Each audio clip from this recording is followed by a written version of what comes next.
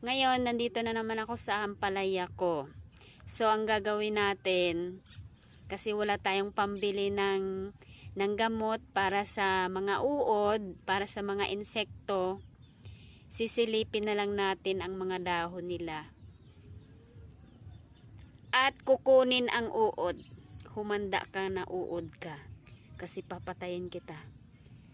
Ito na lang ang ginagawa ko. Kasi wala akong pambili pa wala pa akong pambili ng gamot para sa mga uod. Kasi kawawa naman ang aking mga pananim kapag hindi mo nakuha yung uod na to. Kapag hindi mo to kinuha ang uod na isa, lalong dumami yan. Kaya habang isa pa lang siya, kukunin na natin at papatayin.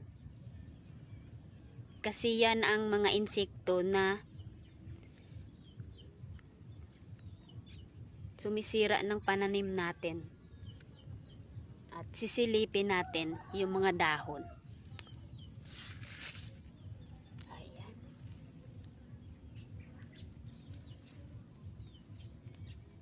Yan, ganito lang yung ginagawa ko. Sinisilip ko yung mga dahon.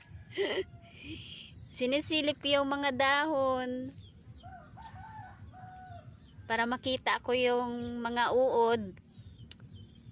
Yung mga uod kasi to, pasaway talaga tong mga uod to. Palagi ko tong tinitingnan yung mga dahon nila kasi dyan sila nagtatago sa dahon. Tingnan mo, nabali. Ayan, ba't nabali ka? Halay, halay. Halay.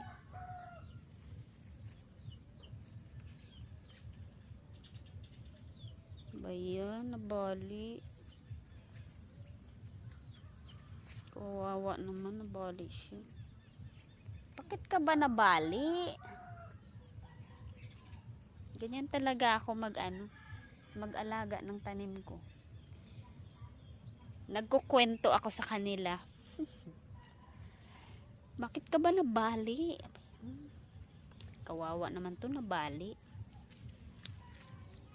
Kaya ginaganito ko kasi yung iba parang mapailalim na siya. Gusto ko yung mapaibabaw. Kasi pag hindi mo